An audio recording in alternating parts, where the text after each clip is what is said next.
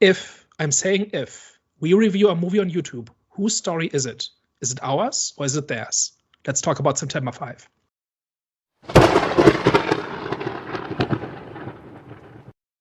Hello, everyone. Welcome back. We are back, the Out of the Storm podcast. So, before we get into our main discussion, which is going to be about September 5, before we get into that, we are going to get into what we always get into, which is giving you guys movie recommendations. Guys, best recent thing.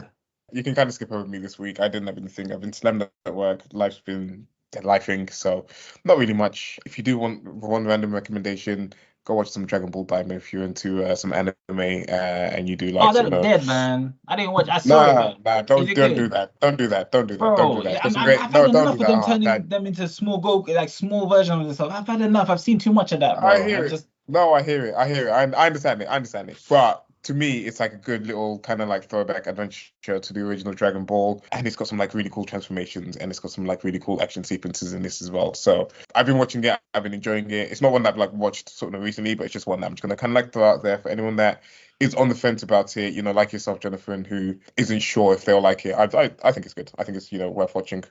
Me, I actually watched two things. I got into One Punch Man, which is an anime, and I got into Wrong Side of the Tracks because they just dropped a new season. So Wrong Side of the Tracks, you guys should watch that. I think it's Spanish though. Freaking amazing. I think it's the fourth season alpha. It's pretty much a girl and her granddad, but she was adopted at first. She ends up being in a relationship with a guy that she's not supposed to, and then her granddad tries to get her out of sticky situations, and the story just kind of like progresses from there in their little neighborhood that they live in. So yeah, man, it is a fun movie. Like, it always has crazy endings. You guys should definitely go and check that out. And One Punch Man, I've been seeing this around, and I said to myself, I'm trying to find like, a good anime. And whenever I look for like animes relating to, I always search and find me an anime that's similar to Dragon Ball, will always come with One Punch Man. So I finally started watching it, and it was flipping amazing.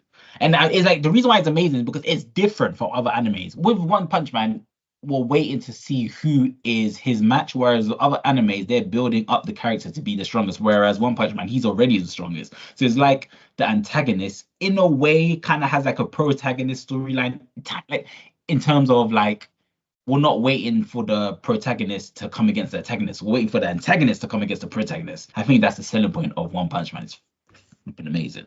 So how is the show actually convincing the audience that there will be somebody who can beat the hero? Because that's every villain ever, right? And yeah, the hero always wins. No, but the difference with it, right, is like with the hero, even though you know that every hero is going to win, they're building up their strength. Whereas One Punch Man, he already has the strength. So it's like the protagonist has the antagonist storyline and the antagonist has the protagonist storyline. That's the selling point for me, because that's what makes it so different. Because with me, when I was watching, I was like, oh, like this guy keeps on like beating up all the villains with just one punch. Like, what's the point? But then I'm watching, I'm like, yo, that's actually kind of sick. I'm like anxious, waiting to see the villain that's actually gonna match his strength. So the villains keep getting stronger and he stays the same.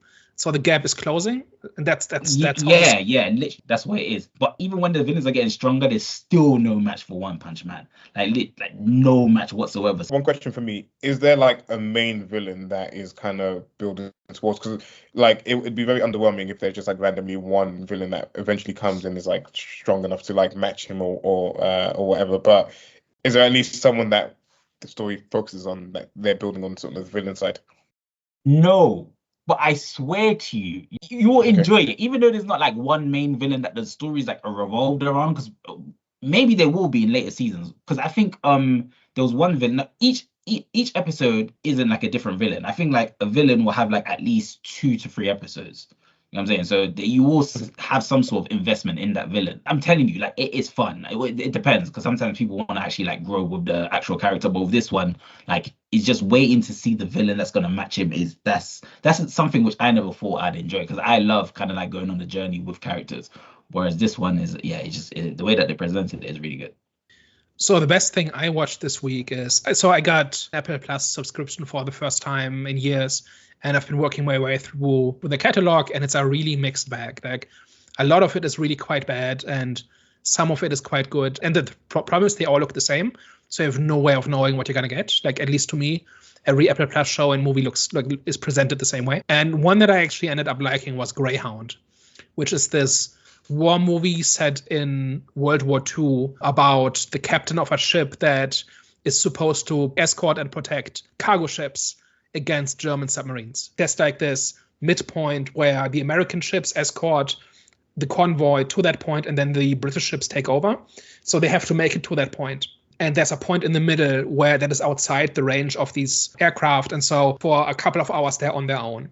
And the movie is essentially them crossing that gap. It's called the Black Pit because that's where the U-boats wait, and that's where they're on their own. And the entire movie is essentially about this captain and his crew trying to hunt down these submarines that are attacking the cargo ships. It's got very little in the way of character, very little in the way of plot, but it's just intense. It's just 90 minutes of professionals doing their thing, even though you kind of have to trust them that this is how warships work. They do a really good job building up the tension and explaining the stakes and making it believable that these characters are under the pressures that they're under and are kind of pushed to their limit and how they have to face these challenges and so on. The movie just does that better than anything I've seen in a while. Is it like an anxiety builder when you say like the tensions are rising, or is it just more? So basically, like they know the submarines are out there and they try to detect them and they try to intercept them before they can get a shot off at the cargo ships. And there's like this duel between a German submarine and this captain on his ship. And like it's not like anxiety, but it's basically like a submarine movie in reverse. If you've ever seen a submarine movie, it's kind of the opposite of that. But it feels a lot like one because this crew has to work together and everybody has to play a function. And they have to kind of operate this giant machine more efficiently than the other side. And if they do, they live. Was that the one because you recommended one when I said, was that the one with Denzel Washington? There was Crimson Dawn, I think, that was set on a submarine, and that was about they get conflicting orders about whether or not to launch a nuke. And they have to make a call right now about whether or not to obey that order or which of the two orders to obey, because one of them is fake. And they don't have the luxury of time to figure out which one is real. And they kind of have to take a guess, essentially. But if they guess wrong, the world ends. And the captain and the first officer come down on opposite sides of that. Like one says, let's verify the order. And if it's real, we can still launch. And the other says, no, there's a reason we got the order. We have to launch now. Otherwise, we might not come home to our country. Right? That's Crimson Dawn. And that is similar in the sense that it's set on a submarine and it's got a similar thing where you've got the crew working together and stuff like that. So Greyhound is that kind of movie as well. But this time it's from the other side, where it's the ship hunting the submarine and trying to detect the submarine, trying to protect the target of the submarine. So it's that kind of movie. And if you are into movies set on warships and if you like the kind of tension and kind of the technical challenges that these people operate under, if that's entertaining, then Greyhound is a quite good example of that. Hi, so it's time for the main event. Daniel, can you please let the people know what September 5 is about? So September 5 is a historical drama movie about an American television crew that are supposed to cover the 1972 Olympics in Munich, the first Olympic Games in Germany since the end of World War II. They think they're just covering the games as normal, and then it turns out that the Israeli team of athletes have been taken hostage, and they're the only ones who are able to deliver live coverage of those events. And so they essentially witness these events unfold live, and the movie essentially focuses on how they deal with that, kind of figure out on the spot of how to do this technically, what the ethics of it are, which information to trust, and how to deal with like their parent company back in the US that wants to take the story from them, even though they're not as well positioned to do the reporting and so on. So this is based on historical events. And as far as I know, this is the first time a hostage crisis was reported on live. That is why throughout the movie, people are kind of so clueless, where there's no playbook. They have to figure it out in the moment, and they have to figure it out now. And the movie kind of draws its kind of tension and its drama from this ticking clock pressure that everybody is under, because they have to make a decision now, and however they decide, that will kind of determine how the story is told. So that's September 5. What were your takeaways? It was solid. It wasn't amazing, but it wasn't average. It was just it was good. I think the issue that I had with it was it felt more informative than entertaining. So that kind of like resulted in, moments which was supposed to be rising in tension not being as intensifying as I'd like it to be. However, it definitely had like, in terms of the tension, it had like racial and political tension and the whole like what was ethical and what was moral and not. Like, I definitely do think in terms of like that was fun to watch. And it's not it's this is a serious subject matter because this actually happened. So it's not that I was looking for the fun in it. I think like these movies are kind of like hard to do because already like the environment and the setting is just pretty much based on dialogue. You know what I'm saying? There's not going to be much action in it. I didn't see the trailer to this whatsoever. So in my head, I was thinking once I saw what the movie was about, I was thinking, okay, we're gonna see some like terrorists actually start shooting all of that, but we didn't really see that. We saw it from like we didn't even really see it in the news footage. We just heard it more. So that's why. So once I realized that we're not gonna see that, and this was just mainly based in the experience of the newsroom, I'm like, okay, this is gonna be. I'm hoping there's gonna be enough that makes me more engaged. So there were times where I was engaged, but other times where I was a bit like drifting away because, like I said, it felt a bit more informative than entertaining. But overall, I did have a good time when, like I said, when there were racial and political tensions amongst the group that was happening, and the whole, like I said, what was ethical and what was not, when that type of drama was happening. So I overall I had a cool time. Definitely a good movie for me. I think this was like a very enjoyable watch for various reasons. One, Daniel's not going to approve, maybe for this movie because it's historically accurate, but I do kind of enjoy reliving past events through movies. Like I'm not one of those like history buffs that will like go and sort of kind of look into sort of what's come before and like research events and stuff like that that's happened. So sometimes I do kind of rely on like movies I watch to sort of watch historical events, and it's always like entertaining to kind of just like see what it was like in that particular time, how things played out, especially, with something like this where technology was a lot more limited. They were sort of a lot more sort of restricted in sort of how they were able to kind of do their jobs. So on that aspect of it, like I really enjoyed this. The whole seeing and learning how sort of journalists did their job back then as well. Like another thing that ticks my box is seeing someone that's like a professional in something and seeing how they kind of like carry out their role in like kind of like the ins and outs and like kind of what goes into it. And of course, we're here seeing them in the newsroom, seeing the pressures that they're under, seeing some of the decisions that they're having to make, seeing how they're like having to like cut from sort of one footage to another, so even seeing how they're having to like set up to be able to capture some of the right footage for that is another thing that I actually just quite enjoy in movies in general. And I feel like this movie did it well as well. I wouldn't say it was like super intense, but there was definitely like tense moments in it, especially like towards the end where they're kind of having to make those difficult decisions as to sort of their responsibilities as sort of journalists. Like, what are they like showing to the public? What are they not showing to the public? And this, that, and the other.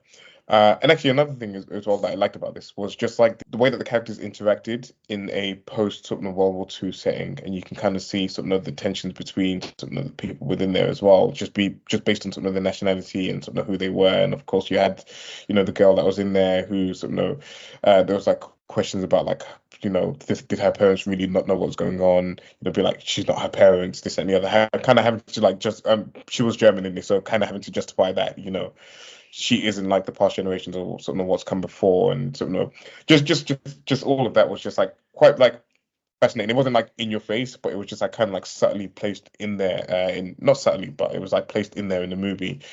Well, it was just kind of just interesting to see sort of how different cultures and how sort of different sort of people from different backgrounds would have interacted. And I felt bad for the girl as well because she had, two tough tasks. She was almost a woman in a man's world for that time anyway. Plus, she was German, so it was just like kind of two things that was like hampering how people interact with her and how how much respect she was given in a field. But yeah, I think overall it was like really cool, really interesting, really sort of kind of like informative, just to kind of like know, because I feel like I've heard about it, but I've never really kind of gone on my way to sort of do some research. So it was just like interesting to just kind of see how it played, and I feel like it made sense to do it from the journalist point of view and not sort of maybe have like some of the action scenes or like the terrorists sort of showing the hostages or anything like that. It was pretty much just a story of these journalists who sort of were kind of out of their depth a little bit because it's not their not out of their depth, but it wasn't like what they specialized in,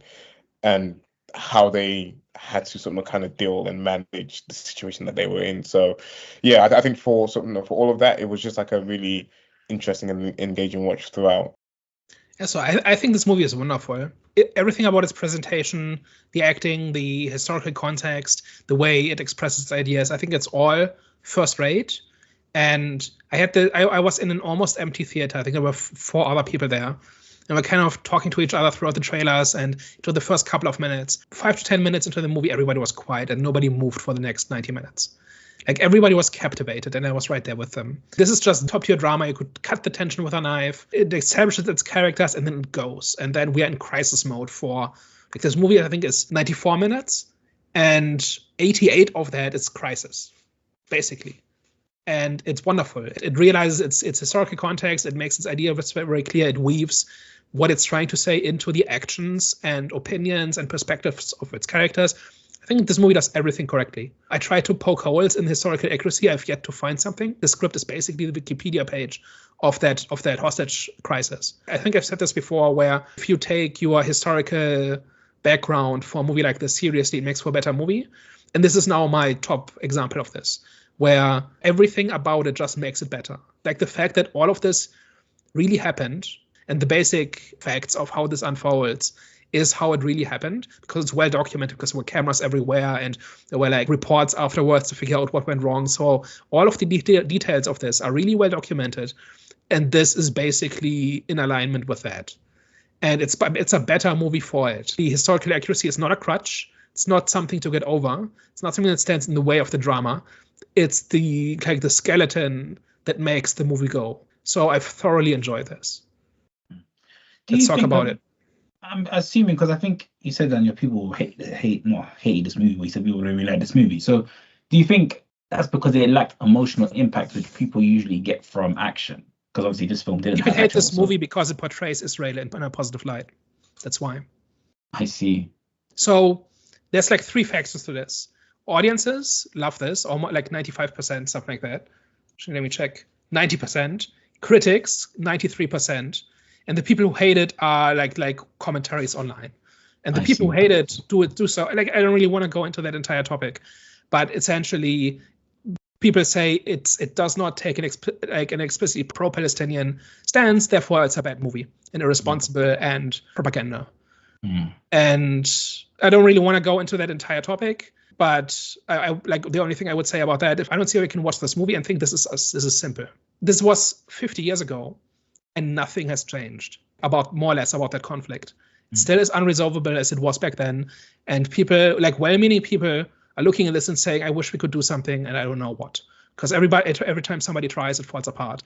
So anybody who tells you that this is simple, good versus evil, black and white, is lying to you. This is one of the most intractable conflicts in modern history. And it's a reason why it's been around for the better part of a century. And like, people are just projecting their own politics and biases into that, and that does not help anybody. These are for the people who need the help. That's all I'm going to say about that. I would say I don't really feel like the movie decide or anything like that. I feel like the movie explicitly doesn't. It literally just shows things how it unfolded on that particular day or during that particular sort of event, and it doesn't really lean towards one side or the other. It doesn't kind of give any thoughts about whatever. And of course, in the time it was set as well, it was like a very sensitive time as well, kind of post World War II and everything that happened in there as well. But still, at the same time, it was just presenting things as they were, essentially, because the Israeli athletes, there would have been the conversation, there would have been the questions from the media about how they feel kind of like returning to Germany all these years later, not returning for them specifically, but just like kind of being there as like a Jewish person. And this is not me kind of like picking one side or the other or whatever like that. I'm just kind of like stating that the film was just pretty much as accurate as it possibly could be about what the time frame was and what occurred. And we talked about this in our Conclave review about how all fiction is political, because any choice you make and how you depict this, even if it's 100% factual, is still a choice. So the fact that we know the faces and names of the Israelis and not of the Palestinians is a choice. And I'm not saying it's done with any sinister motive, like it unfolds logically within its premise and like its plot. But that is still a choice. We do not see their side of the story. And I think this is a little bit like the complaints about Oppenheimer, that complained that there are no Japanese people in Oppenheimer. And then it's because it's not about that. It's about the construction of the nuclear bomb and everything that went into that. And here it's about reporting on an event like this and not about taking a side of anyone involved in that conflict. Right. So, and this movie explicitly makes that point, right? Like at one point they discuss about like what terminology to use in their reporting and whether or not they should say terrorists, something like that.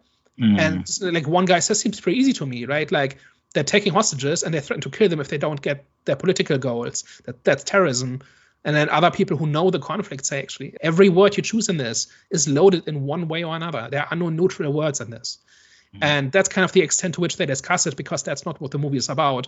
But they do talk about this. And I don't think anybody, first of all, I don't think anybody who criticizes this movie for not being pro-Palestinian enough is doing so in good faith. I think they're just doing it to soapbox and I have no interest in actually talking about the movie itself. But even the movie itself addresses this, I think, adequately and says, this is not the story. The story is about the reporters, and it's about having inherited the actions of previous generations, right? Because this is set in post-war Germany. This was kind of the first opportunity for Germany to show that it had moved on, and then other people had not moved on. And even Israel existing is because of that, right? Like those two things are not unconnected. And you've got the French person and the German person in the same office who 30 years ago shot at each other. This is one German guy who says, tell the Frenchman, I know what bullets being shot sounds like. Meaning he was in France and was shot at by people like him, right? Which obviously is also not without its historical context. But all of that stuff is in the movie. And I don't think you can honestly approach this movie and walk away thinking it's about the Israel-Arab conflict. It's not. It's about everything else. I kind of going off what you were saying before about it being a simple film. Like, I actually don't think so at all. I think it was quite complex. That's in terms of. Did I say simpler?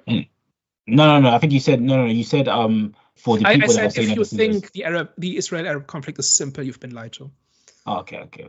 But I think in terms of like, I think this film was quite complex, and they did that through like, you know, the whole moral and political issues surrounding around the attacks, and they did it quite like they did kind of like force feed it to you. It was kind of like it was kind of given to you in, you know, minis. They'll have moments where they were like I think there was a scene where the guy must have said something about Arabs, and then he goes, "Oh, my mom's Arab," and also that's an Algerian, French Algerian guy. Yeah. And one of the Americans, I don't know who, make a comment about Arabs, and then the guy says, "My parents are Arab, like they're from Northern Africa," and he said, "Oh, I didn't mean those Arabs. I meant the other ones," kind of thing. Yeah. Yeah. So it wasn't like I said, they didn't force feed things that they were covering. And I'm saying topics that they were covering, or their message that they were trying to convey. It was just it was through like genuine, realistic interactions that people kind of do have nowadays. With the exception of Marianne, everybody lived through World War II. And they obviously had very different experiences. The Americans probably had a very different experience than the French, than the Germans, and the British, and so on. That is the subtext in which all of this happens. How did you guys feel about like the pacing of the film and the tone? Perfect. Perfect. Yeah, like honestly, as much as I love movies, almost all movies drag a little in the middle for me. That's one of the reasons why I prefer shorter movies that are more to the point, that have little fat. And this movie, like none. Like at one point I realized kind of that it's been like an hour and I've not drifted off once. Right? And that's kind of very unusual for me when I watch a movie. And here I was just like, there was always something happening, there was always a next step, there was always like nothing dragged, there were no real detours, everything kind of, because it's like a linear sequence of events.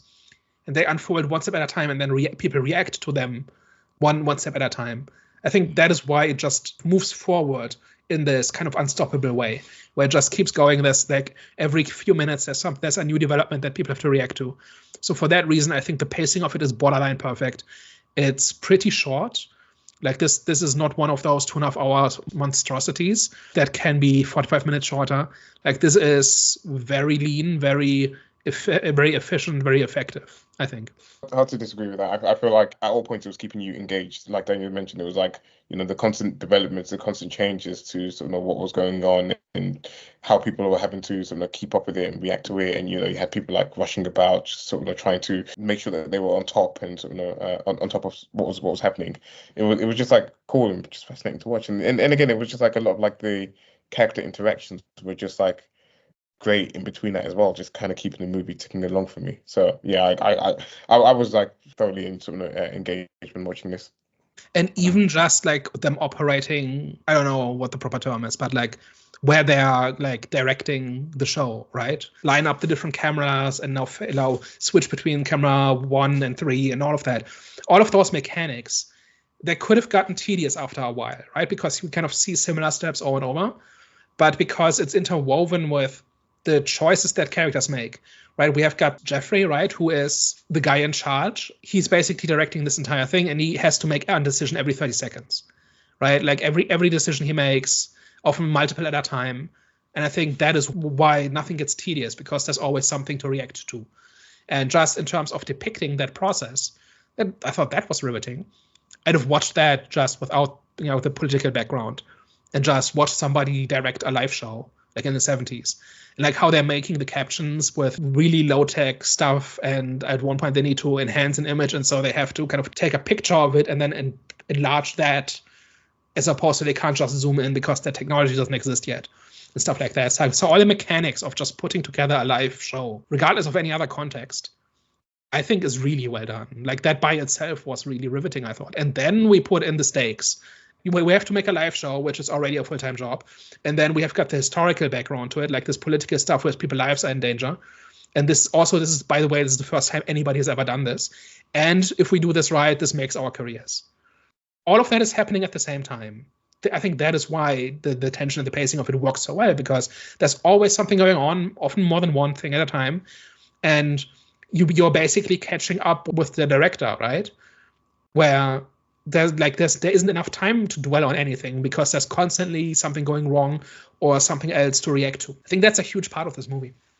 What do you think? I'm not trying to sound basic or generic, but do you think that it kind of it was lacking in the whole, with the whole emotional impact, because we're just seeing it from one lens? Do you think maybe if we saw it from the lens of the police officer or even the mediators, do you think if we saw it from their lens as well, it would have kind of it would have added to the whole, to the tension builder? You could retell the story from the point of view of the police captain who is, told, hey, by the way, you're the first person ever to have to deal with a live hostage crisis, and by the way, the world is watching. Good luck. Mm-hmm. We can't help you for legal reasons. Like that by itself is a movie. Especially because it would have been like a German, and it's the Israeli Jewish people that are the hostages in that situation. By the way, if you mess up, you make history for the worst optics in human history. Yeah, and the whole aspect of they couldn't bring in the army in this just because of the way it would have looked and this and the other. There was just so many pressures. They couldn't have armed guards because of optics. That's why this happened in the first place. Mm. But do you think, because for one thing, I shouldn't have said media, I meant negotiator. But if they did include... That's a third movie you could make. I was going to go down the list. So first movie is the TV crew. Second movie is the police, whoever's in charge of the police. Then you've got the political, maybe make another movie about the aid to, there's this interior minister who keeps showing up to negotiate, because nobody is really in charge. So he decides, well, I'm going to do it, because what are they going to do? And they're not going to shoot me. And then the fourth movie is from the point of view of the actual negotiator, that woman at the start, that's the first negotiator to show up. These are all different movies. And I kind of want them to just retell the same story from different points of view. And I actually agree that would actually be good. But however, do you think if they included the negotiator's point of view, they could have used the negotiator as a vehicle to allow because what you said, people complain about how Palestinians' views weren't kind of shown in the movie. They could have used the negotiator as the vehicle for that, so the Palestinian view could kind of the Palestinian view could have been shown in the movie, and that would have added to the film, in my opinion. Now, I don't want it. Listen, I'm not taking away from the film, because I loved the concept of we're seeing it from a group of people that's not really because usually it's been shown off the lens from police officers, negotiators, because that comes with the action, etc. Whereas this one, you wouldn't have really thought a newsroom. We're seeing it from the lens of a newsroom, and that's not something that's not really done a lot of the times. I think most of the time it's probably from the point of view of the journalist actually in the field. Okay. It's from the point of view of the production, the producer, right? Yeah, so this felt different for me. It felt different. I haven't really seen a movie like this, so it felt different for me. So that's definitely a concept which I enjoyed. However, to kind of like stop other people from saying that, oh, this is like, a pro-Israel type of movie.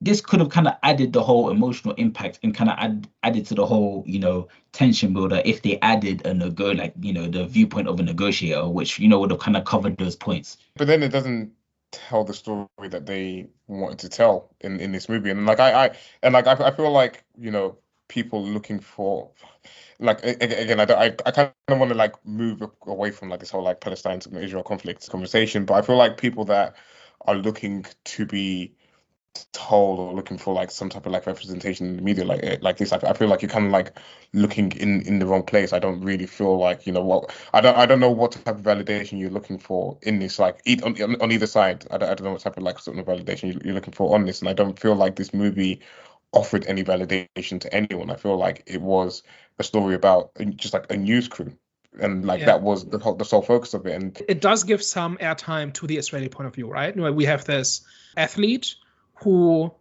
essentially explains why being able to compete in Germany is a big deal to him, right? And that gives context to why Israel exists in the first place and that sort of thing. So it is not entirely neutral, but I think that's a side effect of this being the story about, like, really it's about the German perspective. Like, most of the characters in this are not German, but I would say we get a lot of insight through everything Marianne does. Because, like, she's like the token German in the office, right?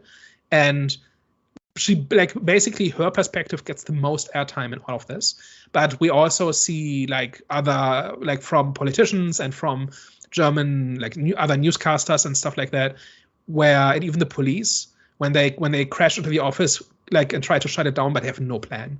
As soon as somebody pushes back, they back off again. So this is about the German perspective, even though most of the characters are not German. And so part of that is explaining why it's such a big deal that these are Israeli athletes that have been taken hostage, and it's not just random. And so by default, we're kind of giving a little bit of airtime to the Israeli point of view, and we do humanize them because we know their names and stuff like that. I think we're on the same page that this movie should not be about this, but I think if we're being honest, it's not entirely neutral either. But it's just that's not the story this is telling, and like this story has been told many times over. So I don't think you can complain that the story has not been told or is being like swept under the carpet or something. It's just not the story this movie sets out to tell. Would you say then the motivations of like the different groups were kind of like were clearly understandable? The movie kind of assumes that you know what's going on in Israel and Palestine, that you know why these hostages are being taken. Like, this is not just random. And they do mention little details, like this is supposed to be like a hostage exchange or like a prisoner exchange, that sort of thing. It does not give you a primer on what's going on. So I think you do need to know like the basics of it at least. But once you do, you get you get additional detail. How did you guys feel about the characters? Do you feel like they were well developed? Did you connect with any of them emotionally? Were they believable? So I think the performances are amazing, like just in terms of giving voice to each character's point of view and outlook and what they want and why they want it and what lens they view it through. It's not really about personal stories, right? Like each of these kind of stands for something, right? Either their nationality or their age group or their profession or something, right? Like this is very much like a technical movie that like there's no personal drama really in this. This is very much like these people are the product of history. And this is something I really enjoyed, where everybody's kind of the product of the things that have happened. And these people are put in a situation that they have nothing to do with really. And then they have to figure it out and have to make choices. And that really, really works. That is I think the strongest part of the movie, where we understand how every character in this looks at the same situation differently, depending on where they come from. I think the more you know about the historical context, the richer this is. Right? Like this whole like this older German tech guy who does not like taking orders from Americans. Yeah. Right? And who hides behind technicalities for not having to do it. I think like on paper the guy is probably right about like this whole thing about the Americans need cables and he has cables. So he says your boss fills out a form, sends it to my boss tells me what to do and I do it. Right? Probably technically correct. But the subtext of this is I don't like taking orders from Americans and French people. And this guy is old enough that he was probably like in his 30s in the war. Maybe 20s. right? And then everybody else, like Marianne, is kind of the perspective of somebody for whom this is history, but she is aware of the ramifications and the weight of that history. And we've got the French guy who sees things from the French perspective, and the Americans view it from the American perspective, and the Israelis would view it from yet another perspective. They're in many cases the survivors of these atrocities, or they are the children of the people who did, right? Like everybody is a function of history in this. Yeah, but it's not. But there's still people. It's the cool thing. Like both of those two things kind of exist at the same time. And I think it's very easy for a movie to get kind of cold and technical if everybody is just a stand-in for something else. We've seen movies where everybody represents a group. There are movies like this, right, where people are just representatives of bigger things. But here they are that, and simultaneously also real people who have to act in that situation. And I think that works wonderfully in this. A point that you said about like kind of like different nationalities in that one room, it's like what I did like is they were kind of like a symbol of their country in terms of like they were representation of the view of the country, and kind of like seeing it. And you just said it wasn't too long after the war, so kind of like coming together and seeing how their opinions clash.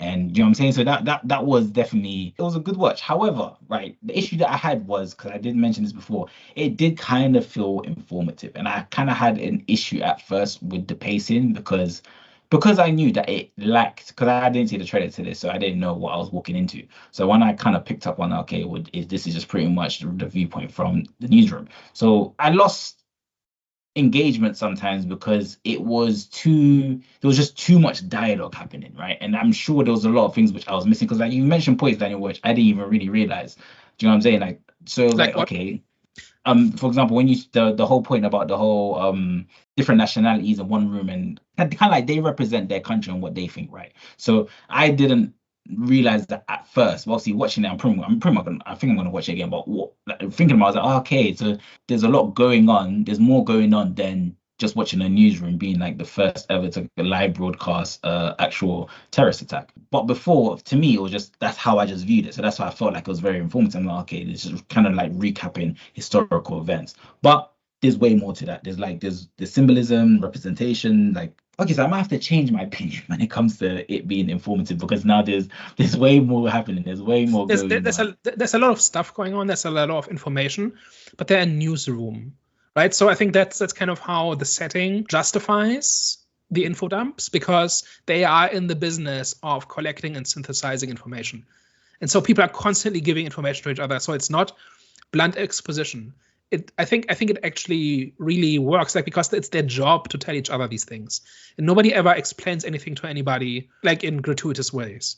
There's like a few scenes like this that kind of fall outside of that. Like there's one point where somebody asks Marianne to get him some coffee, and then she's kind of put aback by it because it's just on the brink of where that stops being appropriate, right? But then she does it anyway because she can't actually push back. And then the other guy says, great, you just sent the only German speaker out of the room. We need to translate this. That one was very obvious what the movie was saying in that moment. But it still felt organic, right? Like on one hand, yes, we know why the movie put the scene there. But on the other hand, it's also the kind of thing that would have happened in that situation. Question. How well do you guys think the film addressed like the political climate of things of the 1970s and the times of the events? So as far as I know, everything in this is historically accurate. Yeah. And it felt to me like just from how it was shot, like the film grain and stuff like that, it looked like a movie out of the 70s. So I think they did a really good job recreating that era. Some things were probably a little bit anachronistic in how people talked. I don't know. Like, I think if you really drill into the details, you can probably find things that are not quite right. But in terms of just making it look and feel like the 70s, I thought it did that well. And that ties into the political context of how they are in a foreign country. They don't speak the language. They have to make sense of this rapidly evolving situation. They barely know the laws, right?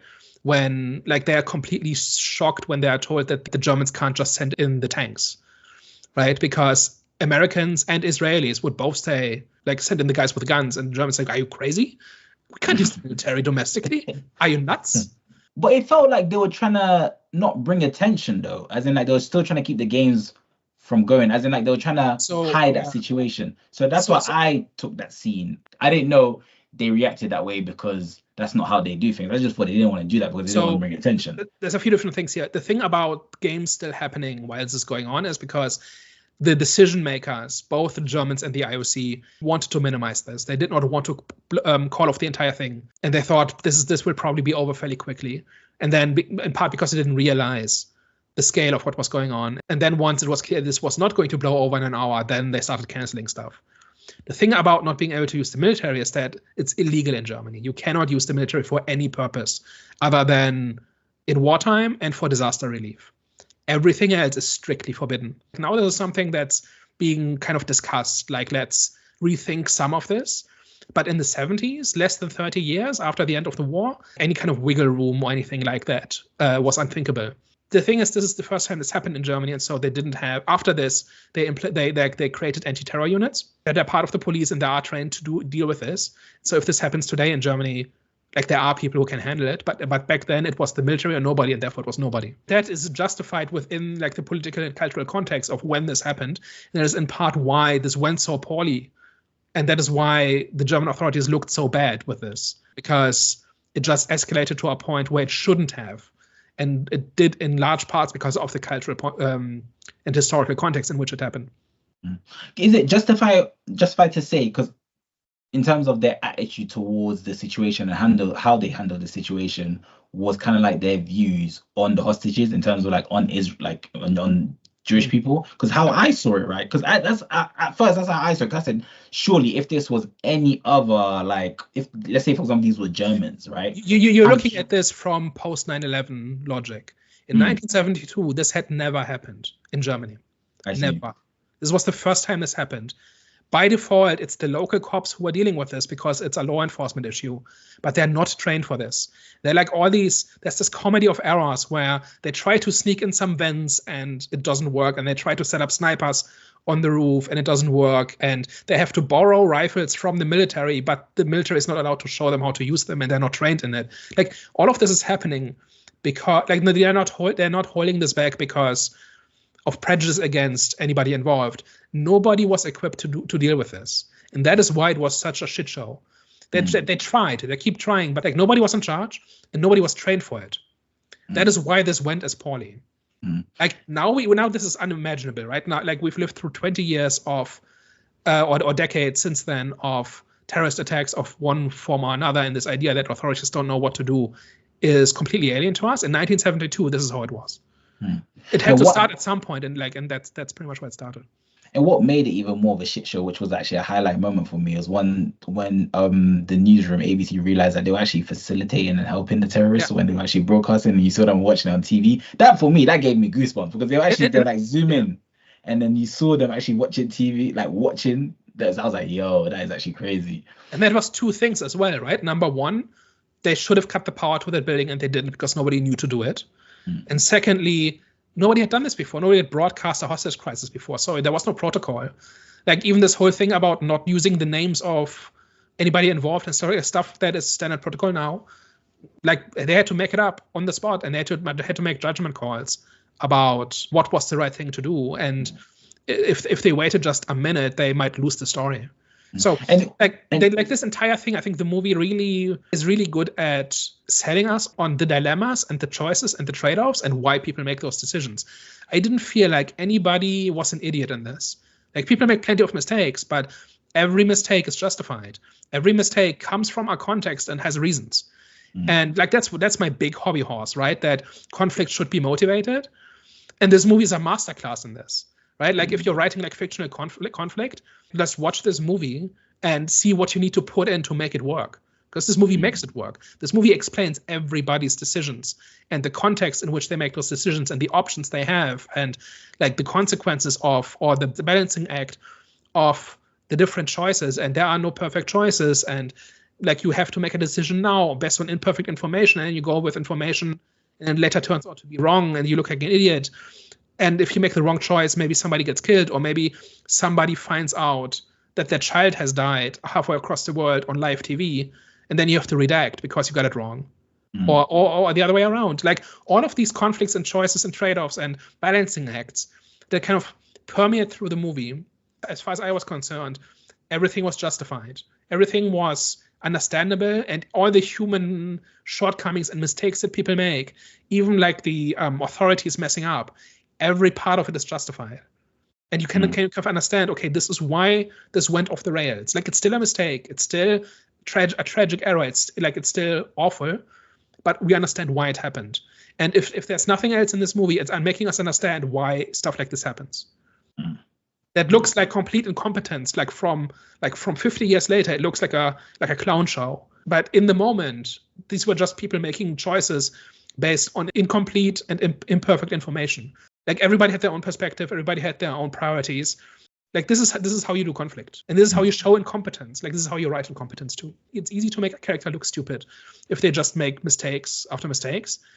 It's much harder to have a character make mistakes and we empathize with them and we understand why they did it, and we know they couldn't have done it any other way. They were set up to fail from the start.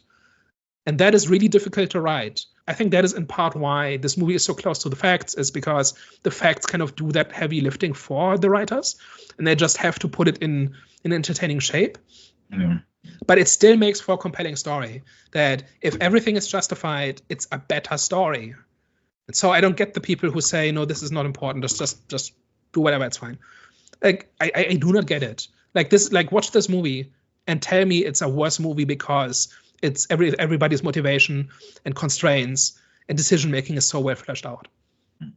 It provided enough context, right, for people that haven't. Yeah. Like, you need to bring a little bit of history into this. They don't explain everything, but I think they explain just about everything. Yeah. I have a question. Is this the movie Civil War wanted to be?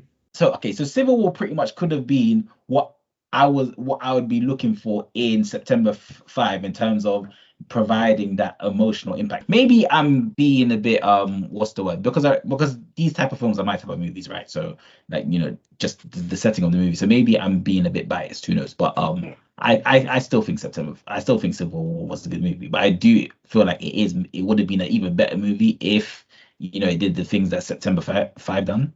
I've got goldfish memory. I'm trying to like play Civil War again in my head, and I'm having a hard time. I know I enjoy the movie. I think we had a discussion about the journalism aspect of it, if I'm remembering correctly. I'm trying to just like refresh my mind on it because I haven't thought about it in a very long time. So Civil War wanted to be a heavy, tell it like it is story about the importance of war journalism and the importance of good journalism in a crisis, specifically in a civil war, and how difficult it is to bring out the truth and not be consumed by the events that you're covering. And I thought that movie had some good scenes, but it was held back by its flimsy story, where it made a whole bunch of story choices, like setting it at the end of the Civil War, setting it far away from the front line, turning it into an action movie in the last 15 minutes, where they just storm the White House that has been turned into a fortress. It kind of gives into the temptation to make like tanks and helicopters look cool, when really it's supposed to be an anti-war movie, which the two don't go together. I think because of all of those mistakes, I didn't think Civil War worked nearly as well as it should have, despite some good scenes, because it did not really convince us about the reality of the situation. It felt kind of a bit like a theme park ride, a little bit, compared to September 5. Because September 5 feels like real history. This feels like what it's like. Like, imagine you work in that newsroom and then history happens. I imagine that is how it feels to be in that room at that point. I did not have that feeling with Civil War. And the reason for it is plot. The reason for it is that September 5, I think, does its homework of communicating the ideas about journalism and about war and history and inheriting guilt on various levels, or at least inheriting the consequences of other people's actions. Those are all ideas that are in September 5, right? And it weaves those things into the characters and into the plot and into the decisions people make and how the entire thing unfolds. And it does so in a realistic way, in the sense that it feels like this is how it would have happened, as far as anybody can tell, right?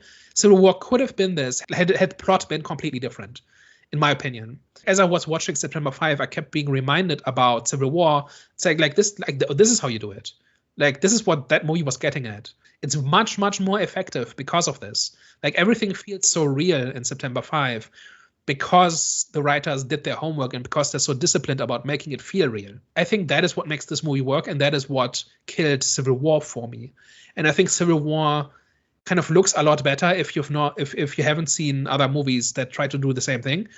And if somebody told me, yeah, I liked Civil War because I think it's a really important subject or whatever, and I think that excuses like little issues, I said, well, watch September 5, see how it's done. Because you get the same thing from it, more or less, but just so much better. And that's not just a dig at Alex Garland and like Civil War as a movie, but just even as I was watching Civil War a year ago, almost like 10 months ago, whenever it came out, I felt like this is not quite there. This is not really doing what it wants to do, because it's being held back by all sorts of mistakes and sloppiness. And then as I watched September 5, I said, oh, now I get it. Like this is what it was supposed to be. I understand what you're saying, but I think that's kind of harsh to say, because September 5 already had a foundation to go off on, whereas Civil War. But honestly, with Civil War, I've seen real footage from real wars, like present day, that essentially cover the same kinds of events. Like this whole scene, like reporters are driving down a road, and then they become under fire from somebody. They don't know who, so they scramble to cover and they wait until it's over, or you run into somebody and you don't know if you will live the next 5 minutes. I've seen footage of that. And all Alex Garland had to do is watch 20 hours of footage from Ukraine and other places and just do that. Just translate it into the movie, one for one. It would have been a better movie. And because I've seen so much of that stuff, because I want to be informed about that, I was so underwhelmed by Civil War because it felt like the Disney version of that. And here it felt like, we're not seeing anything up close, right? We're not seeing anything visceral. But we are seeing, I think, a very ground floor, realistic portrayal of what it's like to be witness to these kinds of events as they unfold, and the confusion and the chaos and the scariness of uncertainty, right? Like I'm sure we've all like seen like historical events unfold, and they're not over yet, and so we're kind of unsure how far this will go. And like I think September 5 runs on that idea. You don't know how far this is going to go. You don't know where it's going to go next, and you have to react in some way. And these people have to make a decision here and now, because they are the ones reporting on it, which puts them right in the middle of it. And that is kind of different from you or me watching that like on our TVs or whatever. But bottom line, I think in terms of making this stuff real, Civil War tried and failed for various reasons. I don't think so. I don't think they tried that though intentionally. I think what they did was intentional in terms of, they wanted it to be like realistic in some sense. However, they still wanted it to be unrealistic in many sense, in terms of like they gave it that Purge type of influence, because they wanted to get, I think the intention behind it was, we're going to make you feel like, we want you to imagine what a world would be like if like America was in a civil war. So that's definitely where the realism comes from. The realism comes from, this is what it's like to be a war journalist. This is what it's like to go into a war zone and kind of confront it head on, because it's your job and it's your calling. That's what it wants to do. Yeah, but they still also wanted to add the fun side to it, the thrill, which is the whole purging. Which is the mistake. Is it though? If that was the intention. If that wasn't the intention, and the intention was, okay, we want you to see from an actual war journalist lens of what it would really look like in this type of environment, then I agree with you. However, if the intention was a mixture between realism and, just fantasy, then I think Civil War did a pretty good job. And I just don't agree that the fantasy was part of it.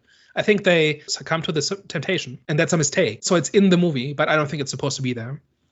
But that's not the main reason. But the main reason was also like the plot of it, that the scenario is just not believable, and it doesn't feel like a real place and that sort of thing. And I think that is what makes it less effective than something like September 5. And I hear you, but I'm just saying that's a bit unjust to say, because September 5 is actually based on historical events. True, yeah. But I'm just saying there's enough historical events that you can use as a template for the story of Civil War. All you had to do was look for it. There's this whole point about like the guy who kind of guards the gas station. That is a scene that has unfolded in every war zone ever in modern times. And the whole point of that is that America is nothing special. Like American Civil War would unfold the exact same way as it does everywhere else. That's part of the point of Civil War. And to do that, you have to make it real. My point was, with September 5, to say that Civil War lacks the realism that September 5 have, I'm saying, well, by default, September 5 is already going to have realism. Like, it's going to be believable to us because this is actually based on historical events, whereas Civil War isn't. So that's what I'm saying. That's a bit unfair to kind of compare. Yeah, but you can still screw it up. You can still take liberties. You can still tell it poorly. You see, like, you have all the pieces you need from history, but you can still screw it up if you make the wrong choices. And September 5 just didn't. All right, should we wrap it up? My opinion has slightly changed with this. I'm not going to say it's fully changed because I still do think it was informative. But now that I know that there was a lot happening, there was like many layers behind that, I'm definitely going to go watch it again to see if my opinion will change on this. However, I do, like I said, this film for me was very solid. And it makes, and with what's been said today, I'm kind of now looking forward to go and watch it again just to see what I missed, pretty much. So I'm going to give this one a 6.5.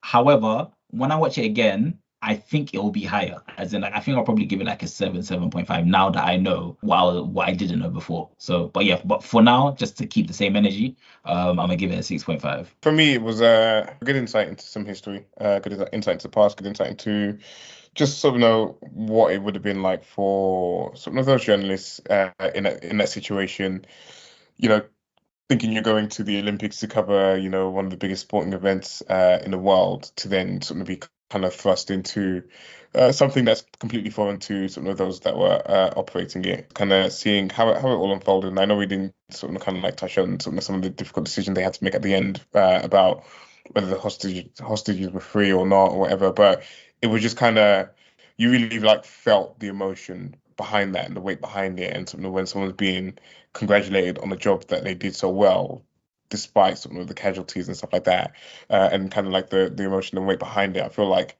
the movie did a great job of making something like that feel earned and sort of make it feel sympathetic. So yeah, overall it was a really good movie. Like with these type of movies, it's just a good, I enjoyed my time with it. I kind of got the information I wanted from it. I've sort of learned a little bit from it as well. It's one that I can recommend for anyone that sort of would have interest in it. It's one I can definitely recommend. So for that, I would give it a 7 out of 10. Yeah, so I think this is a borderline perfect movie for me. I think the writing is strong, the acting is strong. It makes you feel like you are in that place at that time. It uses its historical basis as a foundation and to enable the story, as opposed to viewing it as an obstacle to get to the story, and I think it does all of that right. I did not know very much about the events. I knew it happened, but I didn't know any of the details. And the more I read up on it, the more impressive this movie becomes. And also, this does not have any kind of deal breaker. Like so many movies that come out in recent years have maybe very good in many ways, and then there's this one thing where you say, oh, I wish you hadn't done that. This movie doesn't have that. I was thoroughly entertained, and I walked out just feeling good about movies. Like this is what I sign up for when I go watch a movie. Like the suspense and the drama and just going on a journey with somebody for 90 minutes. This is exactly how it's supposed to be, and for that reason, I give it a September out of 5. Yeah, that's good. Daniel, it sounded like this movie is going to be in your top 3 movies of 2025. Yeah, it's going to be up there. Yeah, let's hope there will be at least 3 movies better than this year. That would be nice. But yeah, it's on the short list, definitely. All right. Well, guys, thank you very much for tuning in today. Let us know your thoughts down below in the comment section. What did you think about the movie? How do you feel about how the story unfolded? Were you invested or engaged in these journalists and the situation that they found themselves in? Let us know your thoughts down below in the comment section. And of course, if you liked what we talked about today, tell a friend. And if you hated everything, tell an enemy. We are the Eye of the Storm podcast. All right, guys. Thank you very much for tuning in today. We'll catch you next week. Au revoir. Ciao. Bye-bye.